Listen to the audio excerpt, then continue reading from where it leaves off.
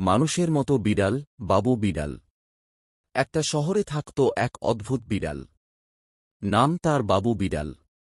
দেখতে পুরো মানুষের মতো। দুই পায়ে হাঁটে, প্যান্ট শার্ট পরে, চোখে চশমা, আর মুখে এমন ভাব যেন সারাদিন অফিস করে বাসায় ফিরেছে। সকালে বাবু বিড়াল উঠে প্রথমেই মোবাইল দেখে।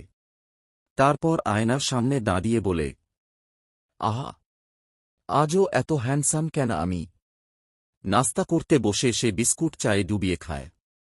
কিন্তু সমস্যা একটাই, সে বিড়াল, তাই মাঝে মাঝে চায়ের কাপ ছেড়ে হঠাৎ ইঁদুর দেখলে ম্যাও ও বলে দৌড় দেয়। তারপর আবার লজ্জা পেয়ে বলে, সরি সরি, অভ্যাসটা এখনো যায়নি। একদিন বাবু বিড়াল অফিসে গেল। বস তাকে বলল, আজ ফাইল জমা দেবে। বাবু বিড়াল বলল, ম্যাও, মানে স্যার আজ একটু লেট হবে।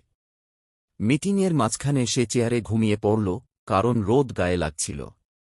সবাই তাকিয়ে আছে, আর বাবু বিড়াল স্বপ্নে ইঁদুর তাড়া করছে। শেষে